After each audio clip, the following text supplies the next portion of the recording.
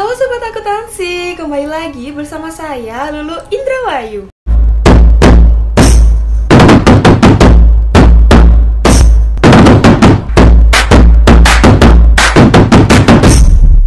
Nah teman-teman, pada video pembelajaran kali ini kita akan membahas mengenai suatu hal yang berkaitan dengan mahasiswa tingkat akhir. Kira-kira apa ya?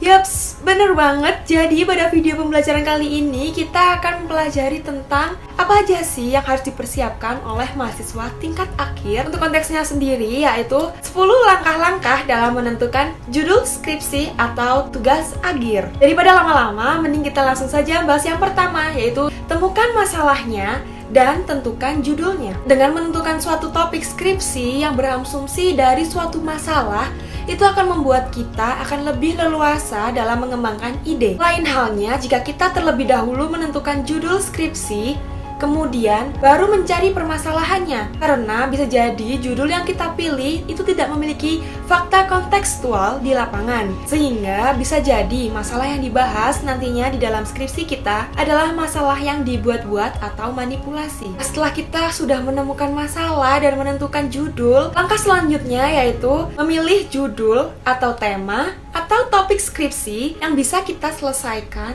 secara tepat waktu. Jangan hanya karena ingin dianggap hebat, lantas kita memilih judul skripsi yang sebenarnya sangat rumit dan sulit untuk diselesaikan. Karena hal tersebut bisa berefek pada rentang waktu penyelesaiannya, yang pastinya nanti bakal cukup lama. Nah, oleh karena itu, pertimbangkan alokasi waktu dalam memilih judul skripsi. Pilihlah judul skripsi yang bisa kita selesaikan. Karena jangan sampai kita memilih judul yang sulit, sehingga di tengah proses penyusunan skripsi kita akan menyerah atau hendak mengganti judul skripsi. Yang ketiga yaitu relevan dengan ilmu yang Anda sedang pelajari. Alangkah lebih baiknya dalam memilih judul atau topik atau tema skripsi, sebaiknya disesuaikan dengan ilmu kita agar bisa menjadi lebih cepat dalam penyusunannya. Oke, untuk contohnya mungkin di sini teman-teman kuliah itu mendapatkan materi anggaran biaya. Nah, teman-teman bisa pilih judul atau topik atau temanya itu tentang anggaran biaya. Tapi kalau teman-teman nggak mempelajari sama sekali, jangan diambil, nanti bakal susah nanti di teman-teman. Untuk yang keempat yaitu pertimbangkan alokasi dana yang teman-teman punya. Dalam memilih suatu judul skripsi, jangan lupa kita mempertimbangkan aspek biayanya. Karena seperti yang kita ketahui bersama, dalam menyusun sebuah skripsi biasanya membutuhkan dana yang tidak sedikit teman-teman. Contohnya mulai dari biaya penelitian, print, jilid, ujian skripsi, dan yang lainnya. Maka dari itu, saya juga menyarankan nih kepada teman-teman untuk memilih suatu judul skripsi yang jenis penelitiannya tidak membutuhkan dana yang terlalu besar. Misalkan rumah teman-teman itu ada di daerah Surabaya.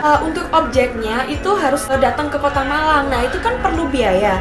Nah, itu mungkin bisa teman-teman perhatikan, atau mungkin teman-teman bisa mengambil judul dengan objeknya di Kota Surabaya. Untuk langkah selanjutnya yaitu dengan perbanyak turun ke lapangan. Turun ke lapangan di sini dimaksudkan untuk observasi awal. Observasi awal itu hal yang sangat penting nih teman-teman untuk dilakukan sebelum memilih atau menentukan judul skripsi mana nih yang harus kita pakai. Karena observasi faktual membuat kita kaya akan informasi yang bisa dijadikan sebagai rujukan dalam membuat judul skripsi yang baik. Semakin sering kita melakukan pengamatan langsung atau observasi langsung ke lapangan, maka ide atau gagasan yang mungkin kita temukan akan semakin banyak dan itu sangat membantu proses pengerjaan skripsi teman-teman. Nah, untuk langkah selanjutnya yaitu mencari referensi judul melalui skripsi yang telah ada. Jadi, jika kita ingin memilih judul skripsi, saya sangat sarankan untuk teman-teman bisa banyak-banyak membaca skripsi senior-senior kita yang telah menyelesaikan perkuliahannya. Misalkan di perpustakaan di kampus teman-teman, atau kita bisa mencari di internet. Masih banyak teman-teman sumber referensi judul yang bisa dijadikan patokan atau sandaran lah buat skripsi teman-teman. Langkah ketujuh yaitu rajin ikut menjadi peserta seminar ujian skripsi. Kenapa sih kok kita harus rajin ikut menjadi peserta seminar ujian skripsi?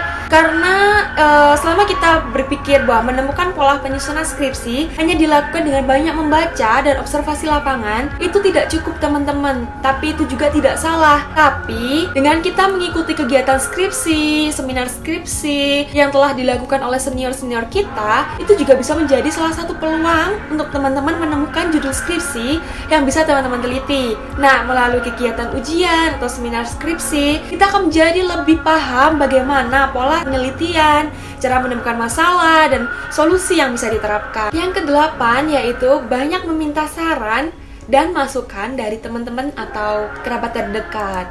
Nah, dalam memilih dan menentukan judul skripsi, kita tidak ada salahnya nih teman-teman untuk meminta saran dari teman kita, dari senior kita yang telah menyelesaikan skripsinya. Seperti kata pepatah, semakin banyak orang yang berpikir, kemungkinan solusi yang bisa kita dapatkan atau yang bisa didapatkan semakin banyak. Dan jangan lupa nih teman-teman kan pasti punya nih namanya dospem atau dosen pembimbing. Karena dosen pembimbing skripsi itu ditunjuk untuk membimbing teman-teman dalam proses penyusunan skripsi. Biasanya itu sudah kayak expert gitu dalam pengetahuan seputar skripsinya sesuai bidang yang teman-teman ambil. Maka dari itu, teman-teman jangan lupa meminta saran dan masukan dari dosen pembimbing juga. Untuk yang kesembilan yaitu pilih beberapa judul skripsi sebagai pilihan alternatif. Kenapa sih kok kita harus memilih beberapa judul skripsi? Karena dalam memilih judul skripsi, jangan lupa menyediakan alternatif atau solusi jika judul yang sudah dipersiapkan itu tidak sesuai dengan ekspektasi kita atau kemungkinan besarnya ditolak ketika kita seminar proposal. Sebelum teman-teman melakukan seminar proposal, di sini saya harapkan teman-teman juga membuat dan menyiapkan dua judul skripsi yang teman-teman kuasai. Jadi misal salah satu judul yang teman-teman prefer tadi itu di seminar proposal ditolak, teman-teman itu masih punya cadangan atau judul cadangan yang bisa teman-teman langsung sampaikan ketika ujian seminar proposal itu berlangsung. Nah, untuk yang ke-10 atau yang terakhir itu adalah teman-teman harus rajin membaca jurnal. Kenapa nih? Dengan kita memperbanyak membaca jurnal ilmiah, karena bisa jadi melalui jurnal tersebut kita akan mendapatkan ide atau gagasan dalam penyusunan skripsi kita. Untuk penjelasan 10 langkah-langkah dalam menentukan judul skripsi atau tugas akhir sudah saya jelaskan nih teman-teman. Saya harap teman-teman yang terutama udah mahasiswa tingkat akhir dengan menonton video pembelajaran kali ini bisa paham apa sih langkah-langkah dalam menentukan judul skripsi. Dan teman-teman jangan lupa nantikan video pembelajaran lainnya yang akan membawakan materi yang lebih menarik dari materi kali ini. Jika teman-teman suka video pembelajaran seperti ini, jangan lupa klik tombol like, komen, dan subscribe di YouTube channel kami yaitu HMA Polinema. See you, salam sobat akuntansi. Bye bye.